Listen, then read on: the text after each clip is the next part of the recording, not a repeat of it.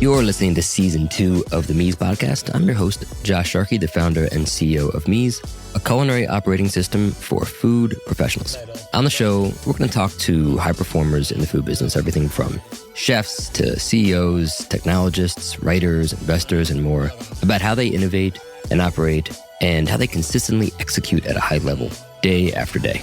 And I would really love it if you could drop us a 5-star review anywhere that you listen to your podcast. That could be Apple, that could be Spotify, it could be Google. I'm not picky. Anywhere works, but I really appreciate the support. And as always, I hope you enjoy the show.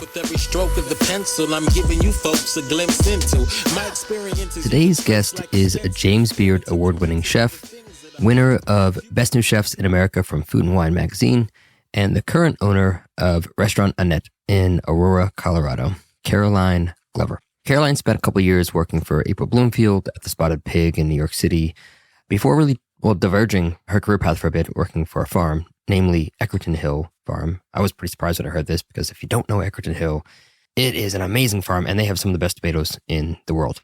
Caroline and I had a pretty cathartic conversation, really, about the impact of becoming a parent on work and on business. And really more importantly, we talk about how much more difficult it is for women, no matter the scenario, to balance being a mother, being a parent, and being a professional.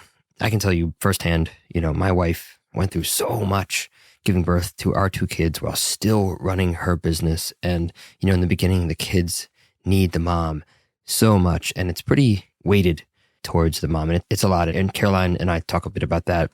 Also, she runs her business with her husband. The episode turned into a bit like a 2-way therapy session, to be honest, on the tribulations of running a business, the perception of the value of food and how much we're able to charge for it, and the value to customers of the products that we source as restaurant operators. So I hope that some of you can relate. And as always, I hope that you enjoy the conversation as much as I did.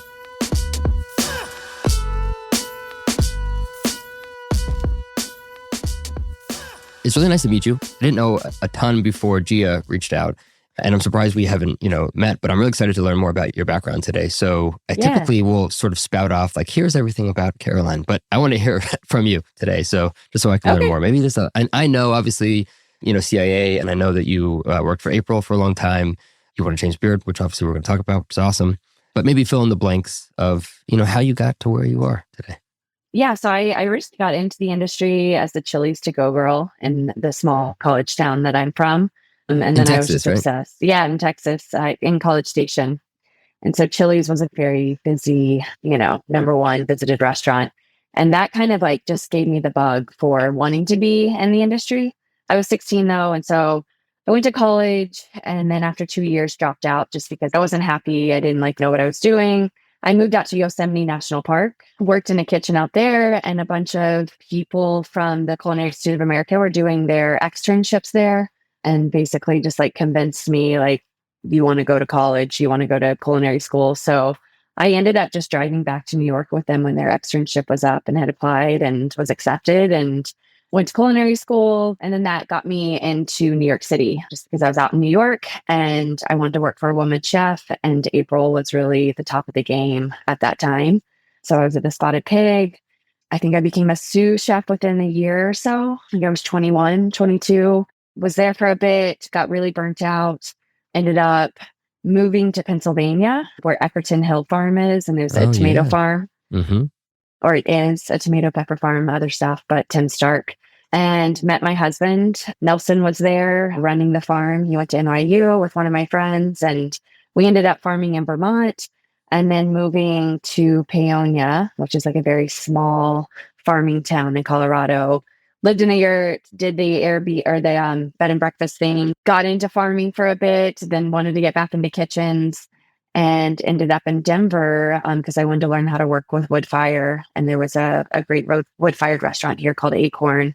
And then after almost 3 years there, I ended up opening my own spot. So cool. I didn't realize you worked at Eckerton. I did, That's so awesome. I mean, must be so many 1,000 tons of tomatoes that we've bought from Eckerton over the years. When I was working for Kuntz, we would get literally 100 cases to make the tomato concassé. Yes. Hours and hours because their tomatoes are amazing.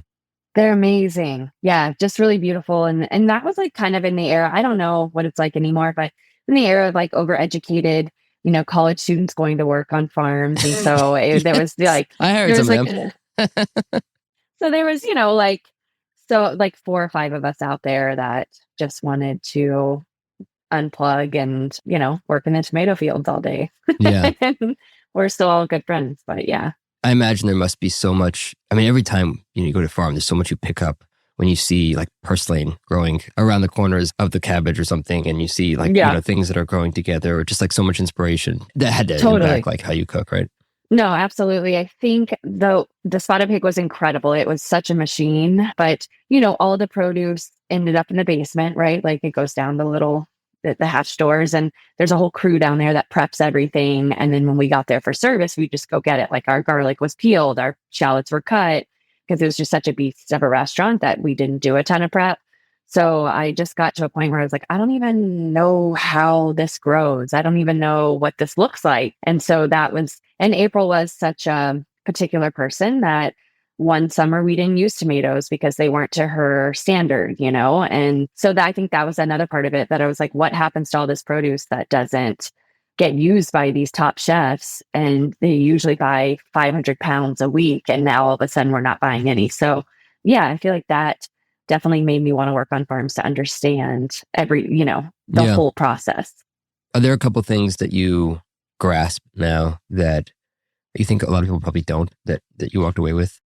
I think farms are definitely, chefs are like very in tune with farms now, for the most part when they work with them. But I think just understanding what farmers have to put in, it's not like you just text them and then magically you get the 20 pounds or whatever. I think that there's like, I have way more patience or just like understanding of like, if something doesn't show up or there's a hailstorm or whatever. I think like 10 years ago, I would have been pissed and like, what the fuck? Like, where is this product? And now it's just like, yeah, of course, totally get it. We'll move on to something else today. And I think that definitely helped me just kind of become, I hate the word pivot now, but it helps you like recognize that you're going to have to change your game plan. And I think that's an important skill for sure.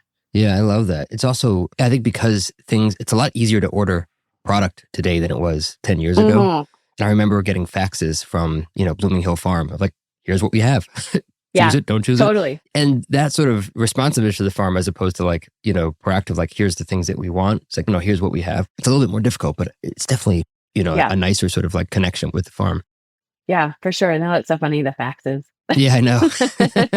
Also, faxes used to come for the DoorDash orders in the Grubhub too. So I don't know anything about Colorado. I don't think I've ever even been. So I want to talk a little bit about, like, I know you're not from there, which I didn't realize until my assistant sent over some information. I realized Texas, okay, so maybe she doesn't know a ton, but I'm sure you know more now 3 years later than you did, when you first got there. But how is it different from, say, New York, where you're cooking? And then, culturally, how's the cuisine different? How did you have to adjust? Is the palate a little bit different? Is the farming similar? Just anything you can share. I'd love to learn a little bit more about, like, generally the sort of landscape. Yeah. So my husband's originally from Colorado. And let's see, we moved out here from the East Coast almost 12 years ago. So we've definitely, I think like working in farms out here was really important because you come from the East Coast where there's grape season, there's, a berry season, all these things that aren't really a thing out here. So I think like when I first came out here, I was really frustrated. I was like, this sucks. Like there's no produce and the tomatoes are not the same types of tomatoes. But I would say like in the past 10 years, it has changed exponentially. There's like a lot of farmers that have moved out here from other areas of the country and are wanting to grow better tomatoes, even though it doesn't stay 80 degrees at night here and there's no humidity. So I think that the produce has gotten definitely way better. And you're just learning to work with different types of things. You just don't, like whenever I go to New York during market season and I go to the Union Square Market, I'm just like, this is not fair, or I go to LA any time of the year and I'm like, Are you fucking kidding me? Yeah. What are you working with? I mean, you said you're working with things that you weren't working before. Like, what are some products that you work with a lot more now because you're in Colorado? I mean, this sounds so terrible, but like potatoes, like it's silly, but there are so many different varieties different times of the year, different types of sweetness, different types of starchness. Like I think that you just have to kind of dig into what's available. But also at the same time, like Annette is not a farm to table restaurant. We try to use what's in season when possible, but it's also so easy to get stuff, from that's the other part, right? Like talking about like how that changes. Like you can get Rincon tropics, you can get passion fruit from a farmer in California, put in a UPS box, shipped out, he packages it. So I do think like we do work with a lot of other farmers actually across the country, or fishermen, or, I think that game has changed so much. So it's not like if you want grapefruit, you're going to get it from Mexico, from Cisco, you find the farmer online and you pay a premium. There is sometimes this sort of notion of like, well, it's just better, or you're supposed to only use local, but it's a choice and it doesn't necessarily mean good or bad. There's lots of, and there's so many things that we use that just will never be that. You want to use lemons and limes in New York. It's not local. You want to, use any Boiron, I'm picking that brand, sorry, but like, fruit puree, but they're delicious and you have to, and they're more consistent, and, it doesn't necessarily, use local when you can, but I do think sometimes it gets a little bit more, like beaten up. It does. And I feel like the places that are truly doing farm to table are busting their ass to do it, right? Like it's hard and it's a whole different game of sourcing and cooking. And I want to make sure those people get that recognition, because I think they're far and few between, even though farm to table is used consistently for every restaurant. But I think like in terms of like Colorado cuisine too, it's changed a ton. Whenever I first moved to Denver, there were like 3 restaurant tours here and had kind of been here since the 80s, 90s, Cowtown, and we're kind of bringing this elevated cuisine and kind of had like every block, in Denver.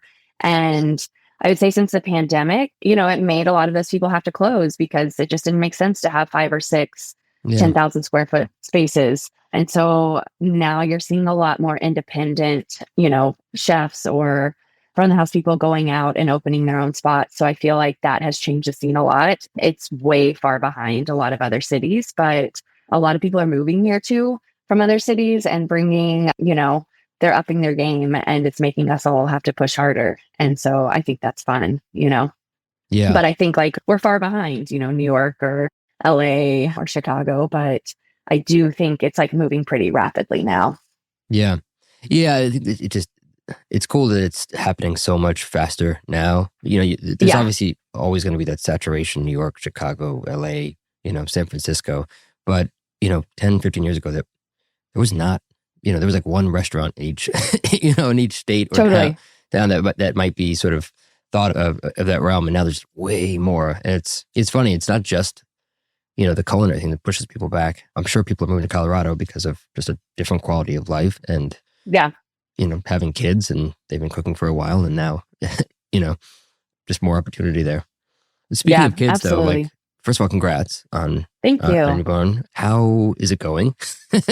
Being a mom and owning a restaurant. And I know for me, it changed so much of how I think about my team and how I lead and how I think about my time and how I think about prioritizing everything that I do. But I'd love to hear a year in, how's it going?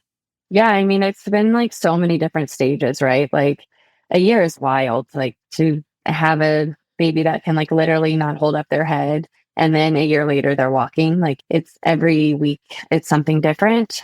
I mean, it's definitely been the hardest thing I've ever done. I honestly thought to myself, I was like, wow, I've opened a restaurant. No big deal. I can have a kid, Like I went through IVF for 2 years, like getting shots in my ass on the line. Like gosh. I got this, like I can totally do it. But it rocked my world. Like not having control, that was a really big thing for me, because that's part of the restaurant, right? Like for the most part, in control of a lot of situations, and having to relinquish, a lot. That was really hard for me. I mean, in our first 2 years open, I worked every single day on the line, and we closed one day because I got sick. Like, I mean, we've come a long way from that, but I'm a control freak. And so it was really hard, but it also has made me realize that the restaurant's not everything. It's really easy to be in this industry and be all in, and it just dictates every single facet of your life. And honestly, bringing a kid in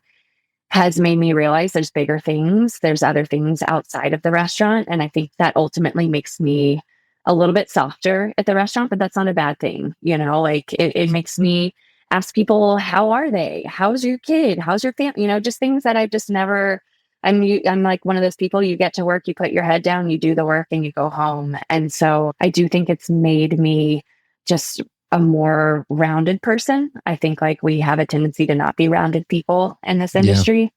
But yeah, I mean, it's tough, like not sleeping and then having to go in and run a kitchen and nobody gives a shit, right? Like they don't care if you're tired. I can't even put sentences together. And it's also, anybody that doesn't have a kid wouldn't know this. It is so much harder for the mom as well because of, one, it's not just, the time. We lose a lot of time, right? And a lot of control over our time, but body, right? There's like you kind of totally give up the control over your body and all the things that come along with that. And it takes a long time to recover from that. I'm continually amazed. My wife, was like, she's an event designer, she does floral events and things. Like the week before she gave birth was doing this big event. The week after, I'm like, you're crazy. Like how are you doing this? It is pretty amazing, what the sort of struggle that has to happen to sort of do that and have a business. Totally. It's just like a whole nother part of your brain. Like literally half of it gets taken away, to like, cause I was breastfeeding, I was pumping, I'd be prepping. And then all of a sudden it was like, oh my God, I got to run to the office and pump really quickly. Like it was just a whirlwind of, and then I had pretty bad postpartum depression as well and got on medication, but that was a whole nother facet of it, that not only are you running a business and trying to like act like you are just like you bounce back, a couple weeks later, and then like, dealing with like pretty heavy depression / mourning a life that's gone, like that was all I had known was running restaurants with my husband. And then that whole identity kind of got taken away for a bit. And I feel like it's slowly been coming back a year later, but it looks different. It feels different. It's just it's a wild ride. How has that impacted the relationship with, I don't know if you work with your husband or if I think you guys work together, right? Yeah. I mean, I know for my wife, there's no way around a little bit of resentment because there's just more on one than the other. How have you handled that? And the other piece of it that's what I was mentioning about the bodies. Like, there's this flood of hormones that just comes in. There's nothing you can do about it. How has that been for you? I mean, I highly recommend couples therapy. That's something that we started 6 months probably postpartum because we both started going back to work, but I just felt resentful because it wasn't like he just got to go back to work, and he got to, be on the floor and talking to guests and doing his thing and loving it, like, cause he got to get out of the house and into this. And I felt like, even though I was doing that, I still like had so many other responsibilities, like pumping or going and feeding her, or, it wasn't like I just got to jump back in. And so I had a lot of resentment, and it definitely came to a head where I was like, I hate you. I don't think I hate you, but I really feel like I hate you right now. Yeah. And so therapy was really important. And 3 months postpartum, we opened a bar 2 months ago. Yeah, that makes sense. So 3 months postpartum, we started planning this bar, and it was just a lot. And I just felt, on top of doing the bar and Annette and the baby, it just all exploded. And then my head guy left right when we opened the bar in the kitchen. And so it was just like, I felt like everything came crashing down. And so it was really important for us to talk to a third party to really kind of sort out how I was feeling and describe it to my husband. And that was really important. Yeah, I couldn't agree more. And even we've had couples therapists for quite a while. Even when things are going well, it's still important. I think just even if there's some regular cadence for it, because you could just talk things out that way. He allowed us to have an hour with just the two of us, which we realized we weren't getting at all. You know, like you're just forced to schedule that time. Forced, and like would drag our feet and be like, oh, we don't have time for this. And then after an hour, we're like, it's so cool to talk to you. Like, that was cool. Yeah. I'm so glad to hear you say that, because it's the same. We start this session, we're like, oh, fuck, I'm tired. I don't know how to do this. And then you're like, good. I'm glad we actually, got that out of the way, because we would never have just scheduled, hey, let's just schedule an hour to talk. Like that. It doesn't happen. No, it doesn't. And it is like, you don't realize how important it is until you do it. And even, how good it is, the next session, we still drag our feet in, we're just like, I don't want to do this. And then you get to end it and being like, hey, I like you. Like, you're a cool person, which is important. Deeper understanding. It's interesting though, you were saying something before that I think about a lot too, about the first 2 decades of my career, everything was work. It was just 100 hours a week. I would work on my days off. I'd go stage. I would come in early and, learn how to butcher. And I would always be like, everything was just about that for so long. And then all of a sudden, I didn't have my first kid till I was 38. I started thinking like, oh, wow, there's another part of our lives outside of work. And I think, there's like, at first there's this fear of like, okay, got it. Now I'm just not going to be as much into the career because I have something else. But I think it actually makes us better. I think it makes us better creatives, better leaders, because without that perspective, you don't have any sort of vantage other than this sort of like myopic view of what you've been doing your whole life. Then you start having a child and you start having a family, whatever the thing is, even if it's just like other hobbies or other things that you love, that impacts your creativity, that impacts, I don't know if you feel the same. Yeah. I think it was like I didn't realize that I had skipped out on so many things like birthdays, weddings, blah, blah, blah, going out on a Friday night or whatever because of work. And it made me realize that I've always used work as an excuse, even if I didn't necessarily need to be at work that night. I'm like, well, I'm going to be here because, and that was a really hard thing for me because it's made me I don't know. I don't want to make it seem like we're like lagoon creatures or something, but I feel that way, learning how to engage with people outside of the restaurant has been a really hard thing for me to focus and listen about something that's not about food or somebody's not asking me a question. And so I feel like that was part of the postpartum depression where I was just like, I don't fit in outside this world. Like, I don't want to go out on a Friday night. I don't want to go over to somebody's house and pretend that I care about, whatever's happening in the world. And then it's a muscle that you have to use. And I felt like once I started exercising it, I was like, oh, this is cool. Like there's other things going on outside of my restaurant or outside of this sphere of food that I'm constantly comparing myself to this person or wanting to be better than this person or whatever. And I think I'm just getting to a point now where I feel not guilty because we went to dinner on a Saturday night with some friends and I was like, this is crazy. We should be at the restaurant. But then it makes you just open your eyes and you can see things and you can enjoy different experiences. And I think that it comes back to the restaurant too. Yeah, 100%. I always think about comics. The only way they continue to be funny is to continue to experience more life. If they're telling the same story over and over again, it's not going to be funny anymore. And I think it's similar with any craft or any art, right? You have to have more new perspectives. Otherwise, nothing really changes, Exactly. Yeah, I totally agree with that. I still don't like going out on a Friday night, but that's... Yeah. I'd rather as a young cook. So we're long past COVID, but I was talking to my buddy Andrew Freeman the other day, and I realized he had done an interview with you right around, I think it was right in the heart of when it was all going down. Yeah. I was crying. We're past it, but it was a wake-up call for a lot of us of oh, wow, we have a pretty fickle, business model here. And it, one string can break a lot of things. Did COVID change the way that you think about how you operate the business or ways of being more durable as a business? Yeah. I mean, I think it definitely did. God, I feel like there's so many iterations of the restaurant that occurred during COVID. And I think if anything, it's just taught me that I don't know if this business model is sustainable forever. I don't know what the future of yes, it made us resilient. Yes, it made some of my key employees now, people that stuck around and were like, yeah, I'll run food out in the parking lot with you in the snow.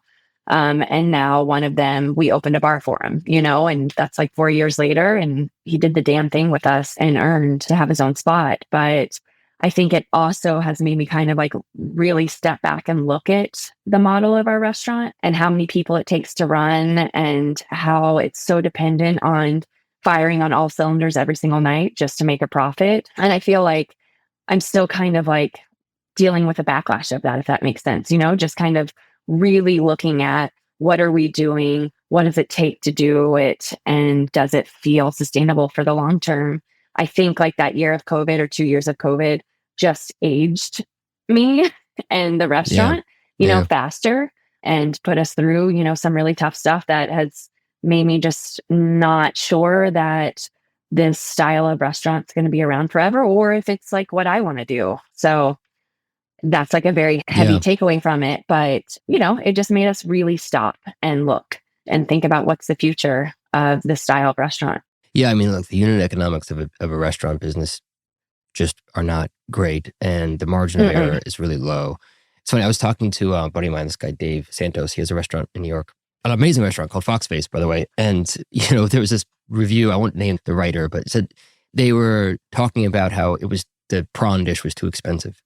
I wanted to talk to you about this just because, well, we don't know each other. So let's just talk about something, industry related. I get really annoyed when I hear sort of this thing is too expensive. And because when I think about like what you actually pay for at a restaurant, people I think often are, in their minds are like, wait a second, shrimp costs $8 a pound. So why am I paying this? And it's like, yeah, how much would a butler and a maid and a cleaner and a server at your house, how much would all that cost? And how much would it cost for someone to come in and design that room for the day so it feels really nice? Because I think we pay for so much more than just, when you go to a restaurant, you're paying for an experience. The food is a piece of it. I think that if the perception of what food should cost doesn't change, then to your point, it's a tough model to ever like be evergreen unless you start to, there are things you could do, obviously. And of course, top line volume cures most things. I'm curious how you think about that and just the perception of what food costs and how. Yeah. Well, and I think, going back to how we source it now, the fact that somebody sees a shrimp at the grocery store that's $8 a pound, that's from Indonesia or Mexico.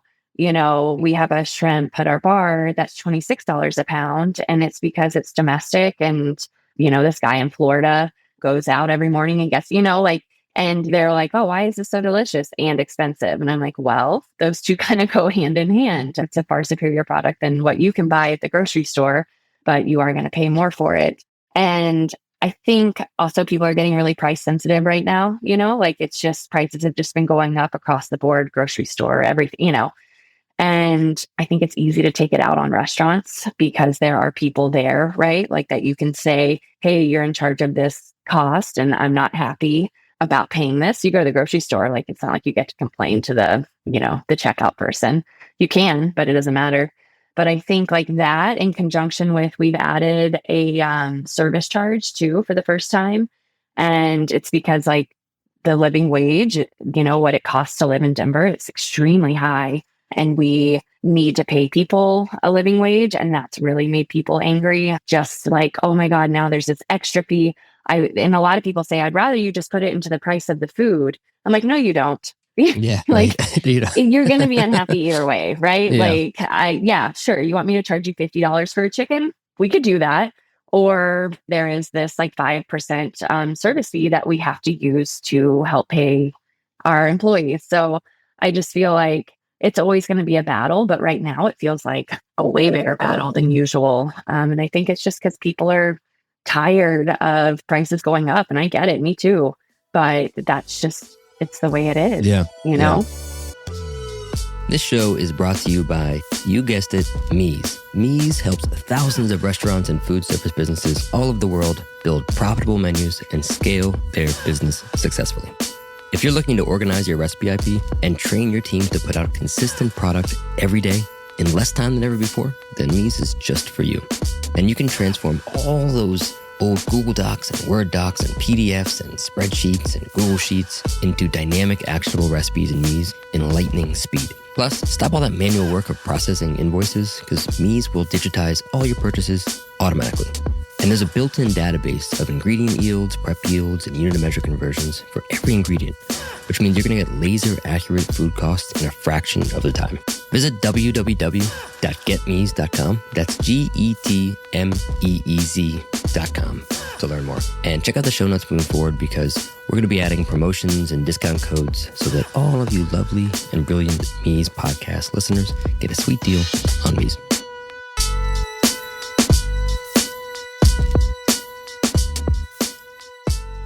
I think it just requires a lot more storytelling around what's happening to. I mean, think about this: like, you go to a spa without any of the services of a massage or whatever, it's $100, like just to go there. And there's nobody waiting on you.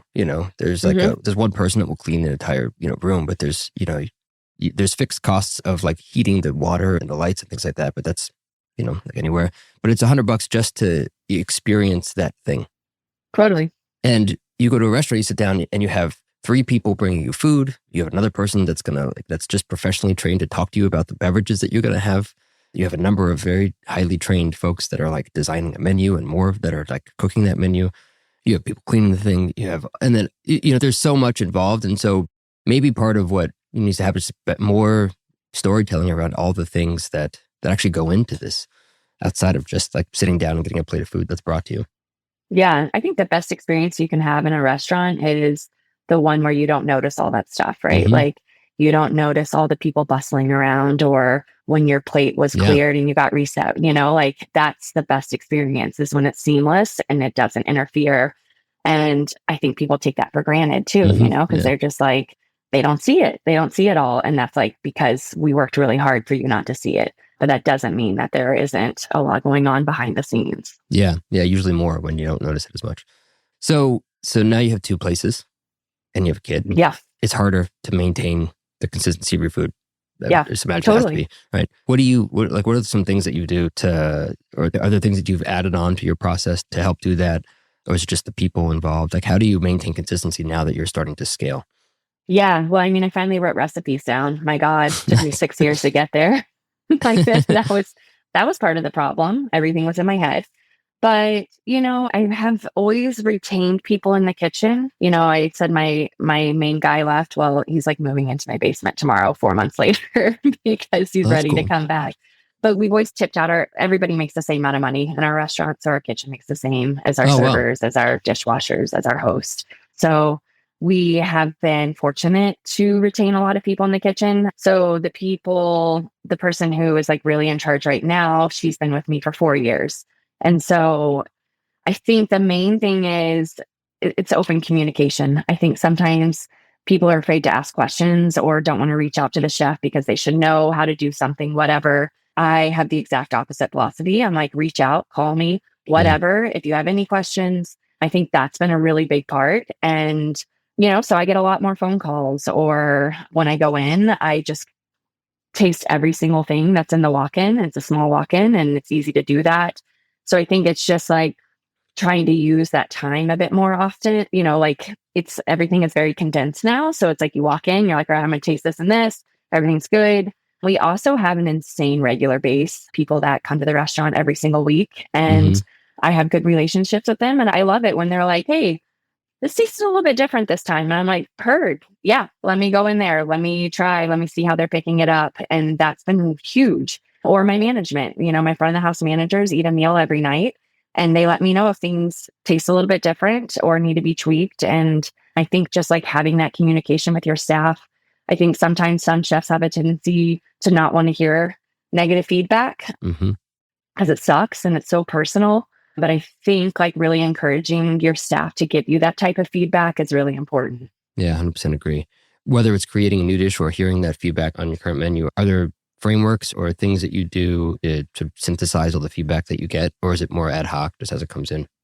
I think it's usually more ad hoc. We do manager meetings once a week. And a really big important part of those, since I haven't been on the line every single night, is sitting down and talking through the dishes. And I have my front of house managers who love telling me every little detail of like who plates what and how. And, I think some people could find that annoying, but I appreciate it. And I also make sure to be there for the first hour of service every night. So I can see all the first of every dishes going out, taste everything. And then we have like everybody preps everything for their station. I have a lot of sauces, honestly. And I've learned like with the bar as well. The bar is like very tiny, but has a really beautiful food menu. If you season the sauces just right, it doesn't need a lot of tweaking throughout service. And, that's been a really big important thing to me because I feel like, a lot of times I go to restaurants and you see cooks not tasting everything. That is insane to me. So it's a lot of tasting. And then whoever's the stew for that night has to taste every single dish that goes out. And it's like when people come and work for me for the first time and I'm like, hey, did somebody taste that? They're like, well, I've made it 10 times. And I'm like, no. Like every single time it gets tasted. And I think that is kind of an old school thing that people aren't quite used to, like this younger generation. But how many restaurants have you? I didn't know that. But yeah, like how could you not taste everything? Yeah, and it's interesting when they come from kitchens that I respect, and I'm like, the chef didn't taste everything, and they're like, no, like once you got it, and I'm like, that's not a thing. But I feel like you can go to restaurants and you can tell what kitchens taste their food and which ones don't. Yeah. I mean, and just things change throughout service. If you have a sauce, it starts to sit, and you have to refresh it. It's probably getting the viscosity is changing. Totally. And just working with different products, right? Like in season versus out of season or whatever. Like that's a big thing. Like with tomato season, it's like, well, sometimes the tomatoes are more acidic. Some days they're more sweet. You have to adjust based on that. So I think it's just a lot of training palates and training them to be mine, right? Because everybody has a different palate. So it takes a long time that was something April taught me, and probably a lot of chefs in New York. Like, this is what I want it to taste like. And you will eventually get that. And it'll take a minute. Yeah. That's also what's, a lot of fun about cooking is that, things change. The bricks level of a pear changes. So if you have a mostarda with pear, it probably will be different depending on the year. We were just talking about this yesterday with Michael Mina. He was on the show, and like their whole process of R&D, and they're maniacal about recipes. But, the recipe is just a piece of it. Because things change. It's just half of it. Yeah. And I think that is a hard thing for younger cooks to sometimes realize. Like, I'm like, well, what did you do here? And they're like, I followed the recipe. Great. Thank you. There's still something that's off. So it's just, it's a learning process. I'm a huge believer in recipes. Obviously, it's my company now. Yeah. And there's a lot of reasons why, for just of the restaurants that I've been out of the years and running the restaurants. But for me, it's incumbent upon us when we create recipes. It's not just a list of ingredients. It's not just a list of ingredients with quantities. It's not just a list of ingredients with quantities and like the steps to do the thing. But it's also like nothing is implicit. It should be explicit. Like, do this, but taste the pear. If it's, if the sweetness isn't this, then you need to adjust. And because there's, you have to have a base of a recipe. You want to know there's 20 grams of this and 40 grams of this, because otherwise it's just chaos. But then you have to explain, hey, you know what? Like russet potatoes, once they hit September, they're going to change a bit. So, and I think that's part of the recipe. And I think we often think that's just, especially now as there's more folks that are coming in that are green and might not be there forever. The more explicit you can be, the better. Because it would take them 15 years to learn everything that's in your brain of how you want that thing. But the more explicit you can be, Yeah. Yeah, I think that's huge. I think like I used to be a very silent, I didn't like talk a lot in the kitchen and just wanted to work. And I think that's another thing that's come with motherhood is talking through everything until I'm blue in the face of like, this is how much time I have here. So I'm going to try to tell you everything that I possibly can about this dish or why we do it this way. And I think that the younger green crew, it's like split in the middle. There's half of them that are like writing it down, super into it. And then the other half that I'm like, did you hear anything I just said? Yeah. I don't know if you feel this way. And I don't know if it's just an out of the ordinary expectation, but as a leader, I'm like, if I come and show you something and tell you something, I expect that, like I've told you once, I'm not going to have to tell you again because somehow you've documented it. You wrote it down, took a note. Maybe you have a really good memory. You're going to write it down later, but like, it's, the time here is the time. And I'm showing this to you now so that you can understand it. And if you don't understand it, you'll continue to ask. Yeah. I'm curious, and I don't know if necessarily you could ask this, like in terms of the difference between now and the difference between now and before you had your kid, but how do you approach when a cook makes a mistake with the food that you're making? when we were in the opening of Annette, the first 3 years, I was an asshole, felt, I was burnt out. I was worked to the bone, and you're seeing every single dollar sign. And I was harsh, like it was harsh feedback and just getting pretty pissed and, not like throwing things or anything, but visibly pretty upset. And I feel like now things are not, it's not like little chicken, the sky is falling for me now. And I think that a lot of that does come from having a child and realizing that if somebody messes up something, my main thing is don't lie and don't serve something that you are not proud of. And that's really when I get upset. I feel like I am way more approachable now. So when people do have an issue or something isn't right, they're not scared to come to me. I think that in the first beginning years, I realized that people were starting to not want to come to me to find a solution or to say like, hey, this got messed up and we're trying to sneak it past me. And now that I feel way more approachable, my whole thing is like, I really don't get mad until you lie.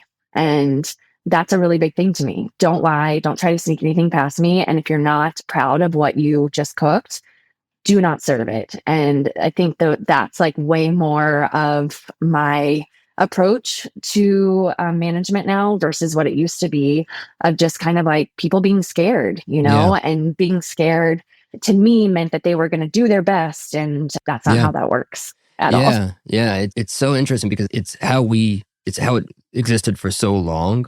Mm-hmm. And, a pattern that I'm seeing now, I started this podcast a couple years ago just for fun. The first one was with Wiley, and that's why we started doing more of them. And the same thing that he and I were talking about, I've seen as a pattern in so many kitchens where there's very clearly this, creative, innovative, thing happening, that the common thread is creating this culture of kindness and a lack of fear.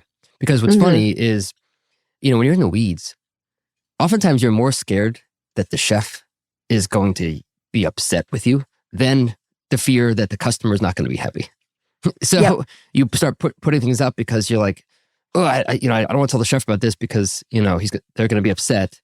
So I just sort of rush it out. But if that fear's gone, if you're like, there's an openness here and it's okay it's okay for this to not be, to be good. But I need to, if I have this sort of forum, this environment where I can actually say it to the chef and they're not going to be upset with me, that actually unlocks so much more for the ability for the team to actually execute well, because you remove that fear of the chef just being upset with you. And ultimately, it's our fault anyways, right? If they're not executing our food well, it's on us. Everything falls on us. Yeah, totally. And I think like that in itself is like a hard evolution to go through, because there were moments where I felt like, am I getting really soft? And now nobody, everybody feels comfortable and, and then I'm like, well, what kind of kitchen am I creating now? And then, then you have a really hard service and you maybe not like get mad, but come down a little bit and see everybody really tighten up. Or I think then it's like one of those moments, like, it's like, no, this is good. Like this, they feel comfortable in their environment, but when push comes to shove,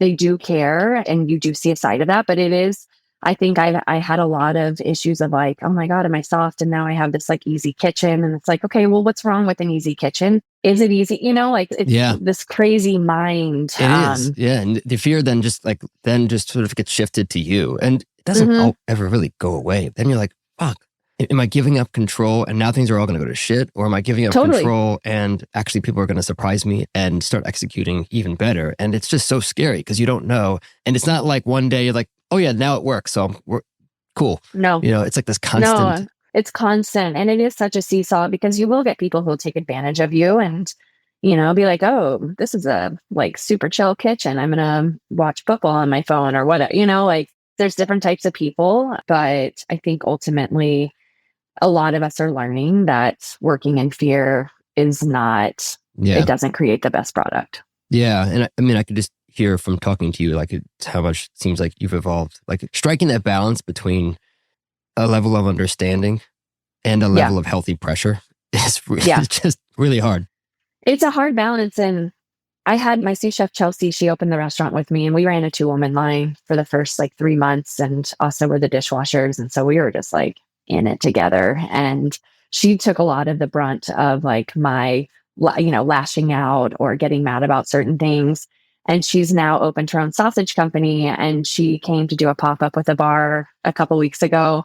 And she was in the kitchen and something happened. And she kind of looked at me to see, how I was going to react. And, I went and got the mop and was like, all right, cool. Like, let's run back to the walk-in, grab this. And she looked at them and she was just like, are you kidding me? Like, this is what you're like in the kitchen. I'm like, yes. He's like, why didn't I get this? Well, speaking of women in the kitchen, from afar, from what I've seen, it looks like you're obviously a huge supporter of women. You try your best to hire as many women as possible. One thing I read a couple times, which I wanted to double click on, which you said that you also appreciate that like women have a slightly different palate, or maybe just a palate that is more of your preference. Can you, what does that mean? I think maybe that's a really nice way to put it, because I think like sometimes I feel like I'm digging myself in a hole, and I'm not trying to say that like women are better or it's just different. And I think that they pick up on my palate faster, and it doesn't take quite as much coaching, because again, like it's so funny, right? That we like put out food and it's so personal. Just because somebody may not like the way that I season something, I love it. They don't, like I always think about that when we're serving food. I'm like, this is crazy that I'm literally just putting things on a plate that I like and I'm hoping that other people like. I do think that women pick up on my palate faster. And sometimes it's like maybe more like subtle, like changes in a certain dish that I feel like just sometimes feels like it has a woman's touch. I don't know how to describe that. But then in the same breath, my right hand person, Jake, he ran my kitchen for the first time ever whenever I gave birth. And I think did almost a better job than me with certain dishes and certain, flavor profiles. So I think it does come down to the person, but I have appreciated working with women in the kitchen a lot. What do you think is still the biggest obstacle for, because there's a lot of them, obviously, for women in the hospitality industry? Maybe in just industry in general, but we could stick to hospitality if it's easier. Yeah, honestly, this has been a really weird thing since the pandemic. Ever since the pandemic, I used to have women apply in droves for Annette, like I got way more women applicants for the kitchen than men. And ever since COVID, I get maybe one woman for every 10 to 15 guys that apply. And I don't know what's up with that. I don't know if maybe the pandemic made people realize like, oh, I want to start a life. And in order to start a life outside, I can't work in the kitchen. I think like I've had a few women chefs reach out to me who are kind of on the fence of like, can I have a kid? How do I have a kid? How do you do this? And I think that's one of the biggest things. In order to start a family, this industry is just not conducive to it. Like, I don't know how I would have had a kid without owning my own spot. And I think that a lot of people do it. But I think for me personally, I just didn't know, like we're all trying to climb up the chain, right? And then as soon as you have to be taken out to give birth, and then you kind of lose your place and people think differently of you and you have different priorities, you are overlooked. And so I think that makes it really hard for women. If you have any inclination that you want to start a family, I think it's easy to be like, this is not the industry for me. This isn't going to work. And that sucks. And I also don't know how to make it, I don't have any cooks that have kids. And I think that a lot of my cooks don't want to have kids. And maybe that's why they chose this profession. But I think that it's really hard to start a family. And when you are the person not usually carrying a child and giving birth to the child, it's a difficult profession to be in. It really is. It's like a dumb question to ask. Like, hey, what's the solve for this? Because like restaurants, you start working in the morning and service just around 5 and then going till like nighttime. So who's putting the kids to bed? Who's picking up from school? Who's, when it's early days, like who's there just all the time? It just doesn't. It's a tough one because it's, like, what are we supposed to say? Like, oh yeah, parenting and being in the restaurant business don't align. It kind of sucks. Yeah, it does suck. And I think also it's such a physical job, right? Like that aspect's never going to go away with restaurants. We can change so many things, right? We can make the pay better. We can make the conditions better. But at the end of the day, it's a physical job and there's just no way around that. And when I was at the Spotted Pig, I worked with 2 pregnant women and one of them was a sous chef. And I remember she was like a week away from giving birth and we were upstairs and she had just worked a 12-hour day. Everything was swollen on her body, and she was sitting and just crying so hard. And I'm like, what's wrong? And she was like, I'm weak now. I'm weak. Like, you guys have to help me carry things up 3 flights of stairs. And I was just like, what? Like, you're not weak at all. You're the strongest person. But I understand too now, being in that same position where I'm like, can you guys lift this for me? Because like, I'll go into labor if I lift it. It's the toll that it takes on our bodies in conjunction with working in the conditions, whether they're great or not great. It just it doesn't align. Yeah, the only real solve is that there's redundancy of people, but that's too expensive. That's the thing, right? Like, yes, like get a staff that can do it for you. Absolutely. But that costs money. And that's been the biggest thing is like our labor COGS used to be 37%. And now that I'm not as involved, we're hovering at like 49%. And it's like, okay, whoa, your total like, prime this cost, is crazy. Labor and cost. Just labor. Oh, wow. Just labor is like hovering at 49%, with my husband and I not working 80 hours a week. Now we work 60 hours a week and we pay for 40 hours of, a nanny. Like, our costs have gone up exponentially, and then in both places for our personal life and for professional. I think there's only really chefs and restaurant folks listening to this, but just if they're diners, putting that in perspective, you sit down, you have a $40 entree. That means $20 went towards the labor of that entree. And then another, like, at least, whatever, like 20%, 5, probably 30% went to the food. Yeah. So you're talking about another $12. So like now that's $32. And you got 10% going towards rent. So now you're like $36.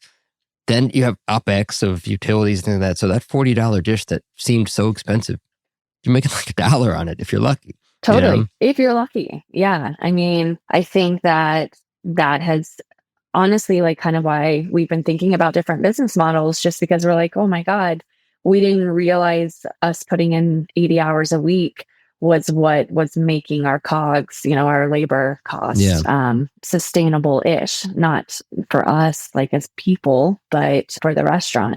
Yeah. So that's been like a really interesting thing for us to kind of see, stepping away in the capacity that we have, which is still working at least 50, 60 hours a week, is hurt the bottom line for sure. Yeah. Yeah. The only real solve there is that $40 dish actually costs $70. That's right. That's exactly right. All right. So moving on, and we got a couple more things we can talk about, and we'll wrap up here. I'm sure you're busy. I've been asking this a lot lately. What makes you really angry? Like, what makes your blood boil? Oh, I'm trying to think of something that happened yesterday, because I remember coming home and just being like, I think it's people when they're at work, not being at work 100%, honestly, because I feel like we have 4-day work weeks for all of our employees, 4/10s, and they have 3 days off. And for me, it's almost like a respect thing. When you're here, I need you to be here. And when you're not here, you're not here. I don't contact you on your day off. I don't ask anything of you on your day off. And so I ask for the same respect back. And honestly, I think it's happened since having a kid too, because realizing like how important it is for me to be at the restaurant and be there 100% as best I can. I want people to do the same to me.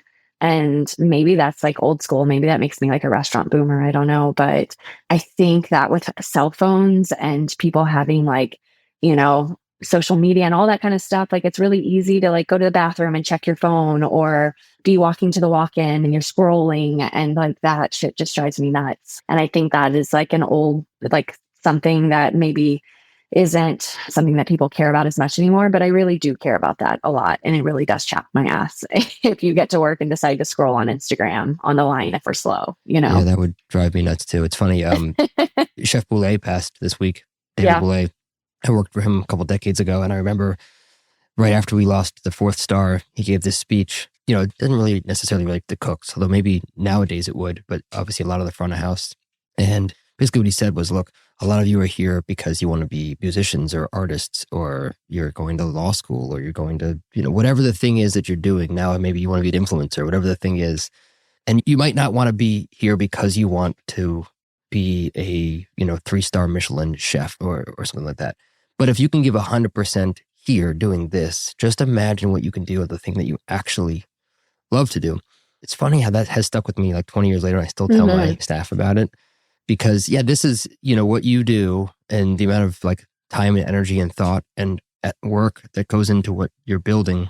It really only works if everybody also aligns there and also gives that, because clearly doesn't feel fair, right? Like you're, like, hey, while you're here, especially I'm giving you a 4-day work week, like, let's give it our all. And I think like, working in New York and working for top chefs, I'm sure you heard from them on your days off or, maybe before your shift or whatever. And I feel like that's a really important thing to me to not do. And if I do reach out to somebody on their day off, then it's like, it's pretty urgent. It's not just me just making them do something that they don't want to do or whatever. But I think recognizing that if I give that respect, I want that respect back as well. Yeah. Well, when you're not at the restaurant and you're not being a mom and a wife and a dog owner, is there anything else you're doing for fun outside of all of that? I mean, yes and no. I think I'm at this point where I really want to find something that excites me outside of motherhood and work, because it feels like the two can feel like a slog if you don't have something else. I've always loved exercising. That's a really important thing to me, running, yoga, Pilates, but I'm starting to realize that like I need to find something else. And I live in Colorado and I don't hike and I don't get out. And that's like part of the reason a lot of people live here.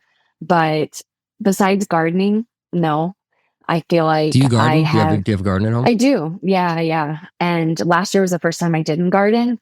And that is when I got on Zoloft, because I realized like, I'm not like, if this thing that used to bring me joy is like absolute, like I can't even think about it, something's wrong. And that was a really important thing, because my husband was like, whoa, like you're not gardening. What's going on? I was like, I don't know. I hate life. I hate everything. He was like, okay, let's get on some medication. Oh, but I think like I do find things like that really enjoyable. But I sent my husband a text yesterday. Our walk-in is outside. It is ridiculous how we have to go get food. But I was walking out to the walk-in and the sun was setting and I took a deep breath and I was like, oh my God, I haven't even like stepped outside and like took a deep breath and feel, the sun, and just had this moment. I sent my husband a text and I was like, I kind of feel like life's passing us by, like it's just from one thing to the next and we're not like stopping. And that was like a really big moment for me to just feel like I need to figure out some other things that bring me joy. The restaurant brings me immense joy, but it's a different type of joy. So long answer, I need to find something. What are you doing today to try and make that happen?